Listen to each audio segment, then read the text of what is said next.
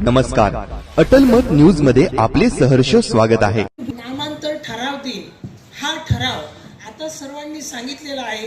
दोन्ही सभागृहानं हा पारित गंगाधर गाडे हा कार्यक्रम ठराव दिनाचा करताय।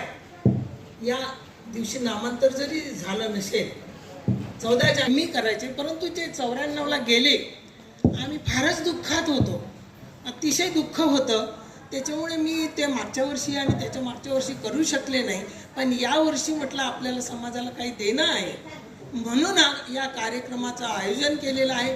या कार्यक्रमासाठी आदरणीय श्रीपाल सबनीसजी, त्यांच्या मिसेस, आमचे दादा राऊत साहेब, माझा दादा सिद्धांत आणि अरे दीपक अभिजित दीपक, त्याच्या आईवडीलही इथं आलेले आहे। मी 8-10 दिवसापूर्वी त्यांच्या घरी जाऊन आले।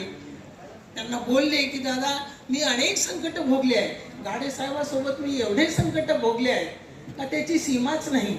काय काय त्यांनी भोगलं, काय शिष्यवृत्तीचा प्रश्न असेल, गायरान जमिनीचा प्रश्न असेल, अन्याय अत्याचाराचा प्रश्न असेल, नामांतराचा इतिहास तर तुम्हाला सगळ्यांना माहिती आहे।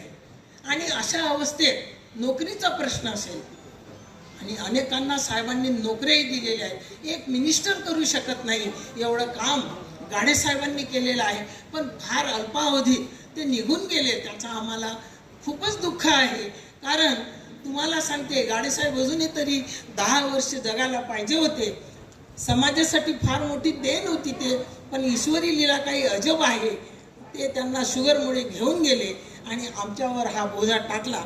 परंतु मला असं वाटते की जाऊ दे, आपण काही का असेना, गाडे साहेबांनी जे काही केलं त्यांचं उर्वरित कार्य, मी काही त्यांच्या एवढी मोठी नाही, पण जेवढं काही मला करता येईल या शरीरात रक्ताचा थेंब असेपर्यंत तर मी उभी राहीन। कारण गाडे साहेबांनी जे ते सर्व औरंगाबादकरांना, काय मुंबईवाल्यांना माहिती आहे। आज वातावरण बंद झालेले आहे, आज जेवणावर देखील टॅक्स लागतो आहे। आणि तुम्हाला सांगते, गायरान जमिनीवर आपले लोक जे आहेत ते वहिती करतात, त्यांना देखील मारलं जाते आणि सवर्णांना त्यांचं ती जागा म्हणजे गायरान दिल्या जातं। हे पण होऊ नये त्यासाठी सरकारकडे आताच एक निवेदन आलेलं आहे। माझे गरीब लोक आहेत, सर्व जाती धर्माचे आहेत। मी अनेकदा सांगते, गाडे साहेबांनी 53 वस्त्या बसवल्या, काही एकाच जातीचे माणसं नाही बसवले। अगदी दोरी लावून, जशी काही त्यांच्या वडिलांनी जागा घेऊन ते दोरीने सगळ्यांना देत होते जागा, तेव्हा त्यांच्या मुलांसाठी पण शाळा मी उभी करावी। फूल नाही, फुलाचं पान गाडे साहेबांनी ते उभं केलेलं आहे आणि ते त्या सेवेत मी आहे, ते सांभाळून हे सगळं करते आहे। मला एकच म्हणायचं आहे की आज गाडे साहेब हे रस्त्यावरची लढाई लढली, आता कोणी बाहेर यायला तयार नाही। तेव्हा आपणा सगळ्यांना आग्रहाची सूचना आहे, आपण रस्त्यावर यावं, रस्त्यावर आपल्या समाजासोबत राहावं।